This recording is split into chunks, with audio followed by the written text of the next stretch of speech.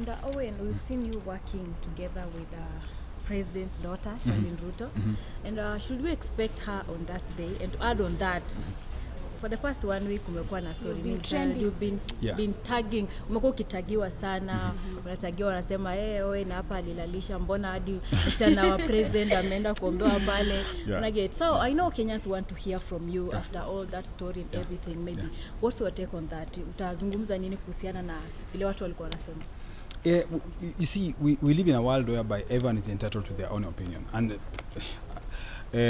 as long as you're in the public figure, in the public domain, anyone can say anything and at any time and any moment.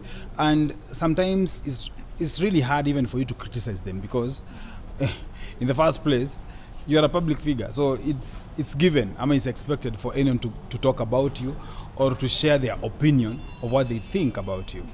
And just going back to your question, I think with Charlene we've worked in so many different projects here and there, and it's not only even Charlene alone that I've worked with. I've worked with so many guys. Even juzi tumecollaborate na Eric Omondi kusaidia mtoto fulani kutoka alikuwa na cancer akakatwa mguu, and we decided now we want to help her. So I collaborate with so many guys, and interestingly, I think it's more about what I do in the society that everyone feels like they want to be part of it. And I appreciate that, because when we come together and try to help people, our synergy, if one celebrity and another celebrity come together and do something, the impact is always great. Because kama Eric Omondi, ilikuwa as simple as alienda akafanya fundraiser, I think kwa page yake, and then I saw it and I was like, how much do you need? Akasema I need I think it was 650,000 for that leg. Nikamwambia come, I'll do it for free. Huo mtoi wenye umechangisha hiyo pesa tupeane to the family, and then mimi tutapate mtoi mguu for free. So that's exactly what happened. So eventually you see everyone benefited, and tukasaidia mtoi, na mtoi sai by the life yake imechange. The same way as Tumbili Tumbili alikuja akaniambia sisi yake akona issue, nikamwambia I'll make sure mtoi anapewa hizo miguu zote mbili for free. Na alienda akafanywa, you can ask, mnaweza muuliza ndio watu wasemange dada anaongeanga tu, akapewa everything for free. And even as today na but then I thank mtuka Tumbili, because alikuja akasema Owen alinisaidia, and he was gracious enough even to post and say thank you Daddy Owen for helping my sister. So that's what I do, and it's a collaboration that we do with so many people. You understand? So just to answer your question, we've worked together, and we are still going to work with other. Even I think by next week, kuna another surprise of someone who has decided to join into the bandwagon, a very high profile person who wants to help Malaika Disability Foundation. So soon mtaona tukiwa na yeye nitaanza kuulizwa Yes. Owen, apart from working together, amjoi kuwa na mahusiano like that relationship thing. But you see, at the end of the day, I feel it is very unfair to ask me such a question. Ama mimi nianze kuongea about someone else na yuko hapa. No, it's well. And maybe, no. Maybe because mnakuanga naye msimuuliza. Mbona inafika kwangu ndio mnaniuliza? Mbona mkipata naye mnaogopa? Simuuliza. Amjampata wapi? Hapana. Mkipata naye mbona msimuulize swali? So maybe Daddy Owen. No, ni maana amefanya interviews mingi sana, anafanya interviews mingi sana. Acheni hizi. Na sijasikia mtu akimuuliza swali. Lakini ikifika tu kwa Daddy Owen, Daddy Owen sasa wewe ndo mwanaume sasa, wewe ndio unasema. She's your friend. Wakati labda mna trend even on X, mna trend pale hivyo number 1. I don't know whether you guys have that conversation. You're trending, or rather, what's the conversation? I know. We don't even talk about it. You don't. No, we don't. You see, the best thing about if hata we turudi sahi, ukianza kutrend now, unajua what happens here. You understand? And unajua how things work. Everyone can say anything at any moment. So it's not shocking to you. Kwangu shocking, because na feeling I've been here for more than 20 years. Yeah. So I know what to expect from people and what people will say. Now sometimes I don't blame the people. I always say it comes with the territory. It's given. Once you ushakuwa public figure, ufai complain vitu zingine, guys will roast you. Like me nilikuwa roasted, unajua.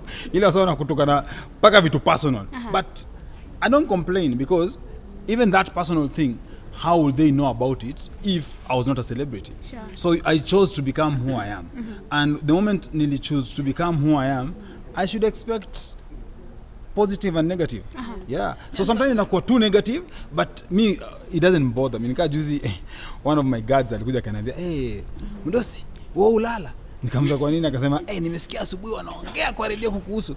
Nikamuuliza what are they saying, anasema mambo mengi paka nikakuhurumia. Nikamuuliza usinihurumie, me I sleep daily very well by there are things which don't even bother me. Trending or people saying bad things about me, ama someone saying anything online, because I know majority of the people who are talking online, 99% don't know you. They just read, ama they curate a story according to what they are given, according to what they've seen. No one knows you on a personal level. Yeah. So, Daddy Owen, back to Charlene still. You have been working with her severally, and the last week, she was prayed for Benny Hill to get a supportive husband. We know you're a supportive man, and you're a good-looking man. What if that message was directed to you? So how but okay, so how would I answer such a question? How would I know?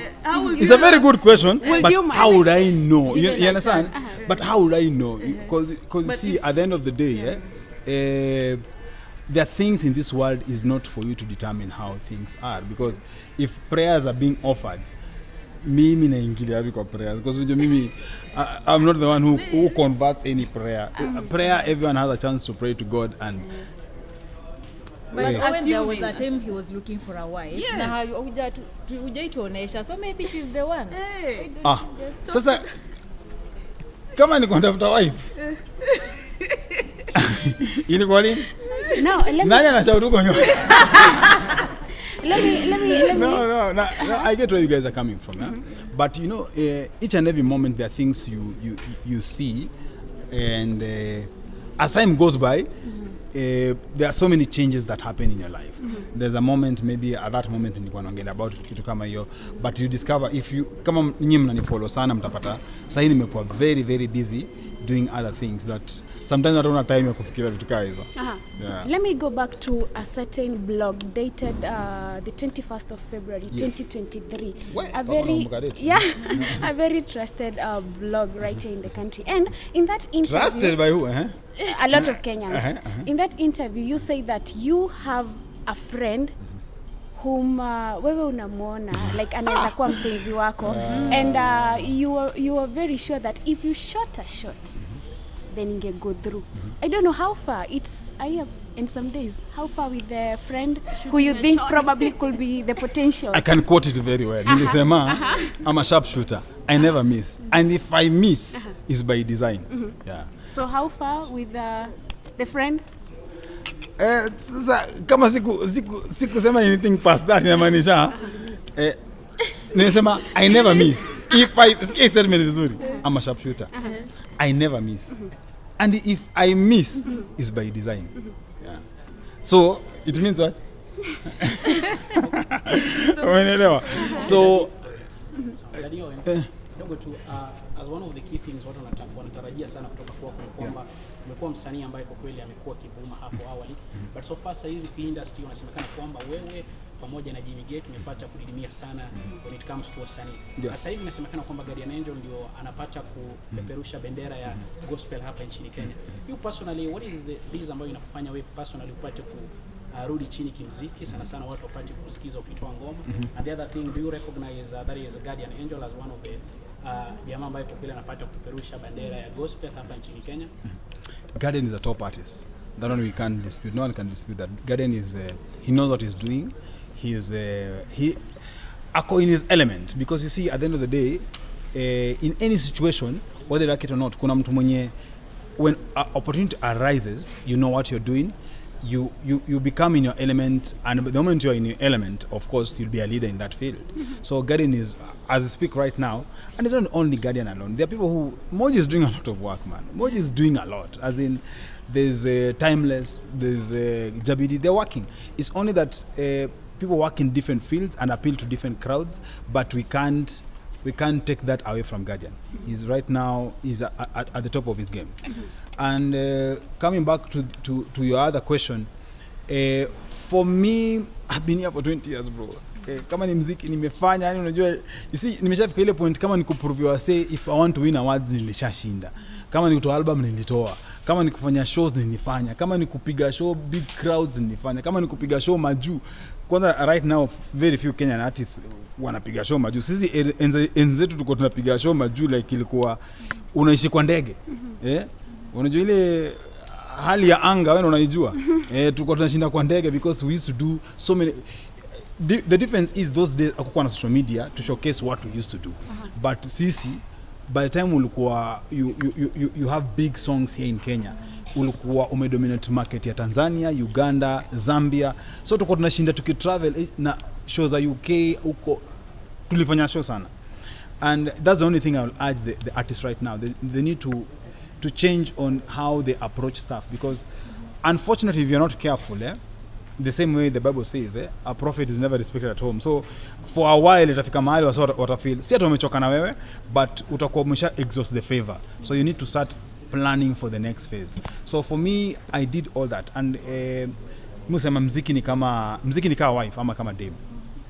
That's the difference about any other career. Music, it needs attention. If you don't give it attention, it will never give you any result. So if you're not concentrating on music and doing music, like una kama sai Guardian, 90% of his photos anakuanga wapi? Ako studio. You understand? So ina muziki kwa hivyo inataka attention, nika dem. Unajua dem pia usimpea attention kidogo kutoka.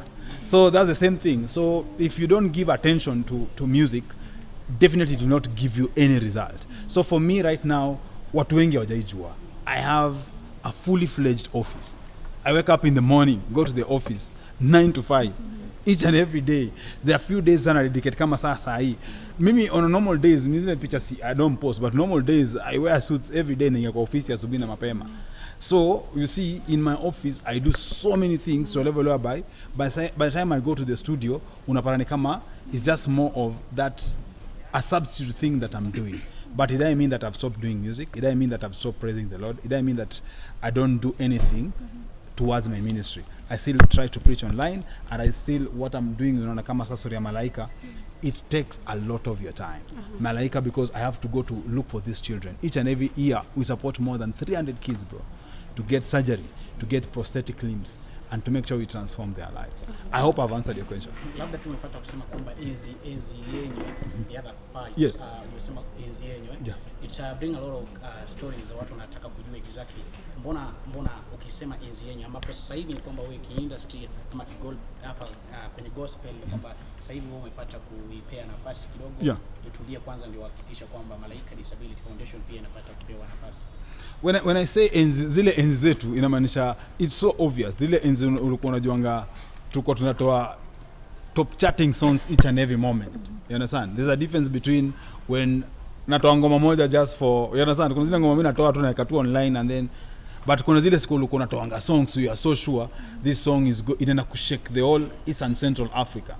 Unapata mimi nilikuwa napiga show paka Togo manze, niko Togo, niko Burkina Faso, tobina nilipeleka weird countries zenye hata watu waongee Kizungu, unaongea wanafikiri najua Kifrench kumbe ni Kifrench ile niliandikiwa, you get. So all those things we are referring to those days tulikuwa tunafanya vitu kama hizo. Sasa hii I rarely even do shows. I rarely even perform. Once in a while ndo nilipata kwa stage na perform. I appreciate because I still get the same love. Nimekuwa juzi tumekuwa cheza gospel Dandora. The reception was amazing. So I still get the same love. I appreciate. But kuna wakati tuko tunafanya in 1 week you end up, nishapeana hiyo story, in 1 week tuko tunafanya show kama 7. In 1 week tuko tunamake kama 3 million in 1 week. And you make na unaenda home na uko sawa. So currently there is a hashtag inasemekana kwamba bring Naibo watu wanataka Naibo ya Ruto. Yeah, nimeona. Ikifika wakati wako ambao pia watu watahisi kwamba hashtag itakuwa ina trend, wanasema kwamba but mimi just see the difference nanga sipotea yangu kwa sini. Naibo alipotea kabisa. Me as much as naweza kuwa napotea, naweza potea mostly unapata nimepotea maybe kwa kimziki, but kuna vitu vingine bado nafanya.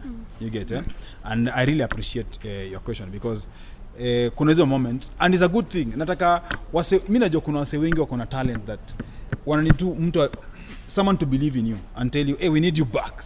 Na ukishapata call kama hiyo by the you always feel energized na kusema hey if these guys want me back let me go back to the studio. So naiboy pale huko bro, kwanza ndakupigia simu leo because bro unatafutwa. Tuko na swali. Walikuwa sasa hivi wanapitia kipindi kigumu sana kwa sababu tunafahamu kwamba alikuwa ametangaza kuachia album lakini pia tour yake Australia. Tukiangalia sasa hivi wamekabiliwa na ile kesi ambayo ipo sasa hivi. Tujaona kauli yako yote kuhusiana na hiyo issue. Tukizingatia kwamba jamaa amekuwa ni wa gospel kipindi hicho. Sasa hivi ni kwamba ameingia njia nyingine lakini pia bado ni wetu. Sijajua kauli yako ni gani lakini pia unaweza kusaidia kwa upande gani huo mchakato mzima ambao unaendelea. But that's a very interesting question because nimekuwa nikiona online what was happening I think nimekuwa na pose kama 3 or 4 weeks ago we had a very in-depth analysis on so many things that is in kwa life yake na there are things ni kama alikuwa anajua zinaweza kuja ku happen because after our conversation in him understand he knows there are things which zinaweza happen. So when he was arrested, which nowadays is really hard, was he really arrested? Okay. Even cash bail. Okay, because unajua nowadays wacha niambie kitu moja. Mimi kitu naogopa kujiingiza kwa story mob. Kuna msee alikuja paka akaweka pay bill akasema bei ni mgonjwa and then because discover ilikuwa ni kiki. I was so shocked. So squeezy paka I think nimezeeka sana ama I don't know what happens because there are some people who do things but time unaanza kufollow up unapata ni msee anataka kutoa ngoma ama ni msee anataka tu kutrend ama so before you involve yourself you have to take time. So if you guys have confirmed that ilikuwa ni true then it's quite unfortunate. And alikuwa arrested because of what? Cyberbullying. Cyberbullying. Yeah, he released a song dissing Diana Bati. Oh. Yeah. That's unfortunate, man. That's really, really unfortunate. Because nimesikia story mingi mara aligonga mtu, mara nikashindwa, so which is which? You get, yeah? So that is very unfortunate because I know Pose, I know not wote nimewaona hivi wakiwa watoto. So nawajua vizuri sana. And I will say it's quite unfortunate because tukishafika hapo I think tunafaa ku reach a point whereby watu wa industry there are things maybe you can just sit down and earn them out. Yeah, but pia you never know mtu amefika to what level ndio cause unajua pia kwa hii world unaweza pata kuna mse maybe mtu amenikosea najaribu kuongea naye aski you understand, so you don't know what next you can do. It's quite unfortunate for both of them. I don't know the real story, so I'll not go in depth ku dissect the whole story naijulia hapa, but I always believe Willy Paul is one of the most talented Kenyan artists we have. So when I see some things happening mi usikia uchungu because nakumbuka the raw Willy Paul, the raw one, the one before kwa superstar, the way the guy alikuwa na bidii, the way the guy alikuwa anaandika songs, alikuwa anaandika vitu nashindwa mtu ni mnoma. And apart from that he's a holistic artist. You know there are very few artists who can dance, choreograph, sing, perform, have an image. You understand? All those things in one artist is really hard. He has posture. You know Willy Paul ni ule hata kingia hapo unajua ule pose amefika. You know there's some artists hata kingia hapo anatembea unashinda huyu ni msanii ama but pose akona yani akona presence. And you see for you to become a 360 artist you need to have all those things. So kuna kitu mmoja na feeling that's just one element that is missing in him and I hope one time that he'll fix it. Yeah. Pata mimi hapo pengine kwa vile ambapo unasema kwamba umewajua tokea na mdogo. Yeah. Pia na bahati. Yeah. Kwa vile ambavyo umetathmini muziki wao, unahisi nani ambaye kidogo anaupiga mwingi sana kimuziki? You know music is very interesting, Sometimes muziki ikwangi the most talented ndio upenya. Sometimes inakuanga because when nimesema Willy Paul is the most talented artist, me one of the most talented artists in this country. And mtu mwingine akitaka kunipinga niambie ni mgani mwingine anasema Pose is one of those guys mimi najua. He'll perform, he'll sing, he'll dance. Akona presence. Unajua vitu zenye ni ngumu sana upate in one person. Baha has one thing we call business acumen. Unaelewa? But you know in life you have to overcompensate in something. If you're missing something, there's a way you need to compensate with something else. Unaweza kuwa hauna kama mimi sahi hapa. I remember the enzi zetu watu walikuwa wananicompare na Jimmy Gate. But Jimmy Gate has vocal prowess that means he's a hit. I can't sing like Jimmy Gate to that level. So watu walikuwa wanacompare na shindwa, mimi Jimmy Gate anaweza cheza piano, acheze guitar, anaimbe. Mimi naweza cheza tu vuvuzela bro. Sasa if you compare me with Jimmy Gate at that time ilikuwa inanishangaza sana because I knew that I don't have the same vocal prowess, but I can overcompensate by the virtue that I lack something in that end and do something else. So mimi naye nilikuwa na the same thing. I had the business acumen. I knew how to talk to corporates, I knew how to approach corporates, and I knew how to advance my skills that you can't depend only on the industry, but you can extend it to the corporate world and even to the government. That's why ukiangalia vizuri vitu zangu zinakuanga more, I deal more with corporate and government in so many of the things that I do. So Daddy Owen, just to finish up, maybe what word of advice would you give Willie Paul following his controversies that have been following him?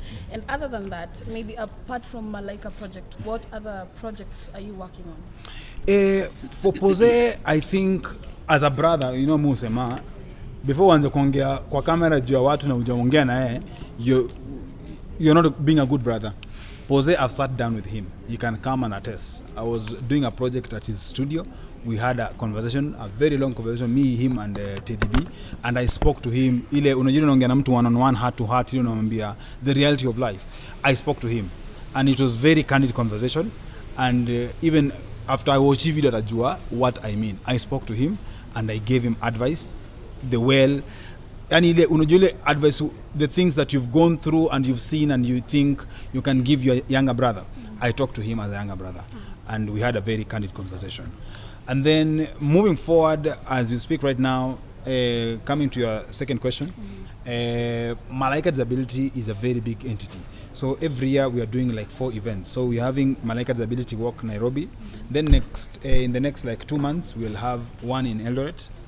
And then after that, we are going, in August, we're going to do what we call Malaika Disability Forum at the KICC, whereby we'll call all the government entities and anyone who is in the, because the theme this year will be about road safety. We'll call about the people in the transport sector. We see how we can mediate, because sasa tuna story mingi za disabilities na happen through watu wanapata accidents on the roads. And you see, you can only mediate from the source. So the source inamaanisha most of the time ni road accidents zinafanya, road carnage ndio zinafanya so many mature people ukimit nao sasa kwa wheelchair wanakuambia I became disabled through a road accident. So we need to mediate and see what is the reason why and how can we make sure that we reduce such cases. And then in December we normally do a very big event called Malaika Tribute Awards. Now this one inakuanga ni dinner whereby wasa wanakuja hapo wamejipodoa, so tunapeananga our awards to person who are living with disability when wanafanya different things despite their challenges. Yeah. Thank you so much, Owen, for your time. And wish you all the best. Asanteni sana. I just want to say thank you once more, and I invite you guys officially at the Malaika Disability Walk. Come, there'll be a surprise.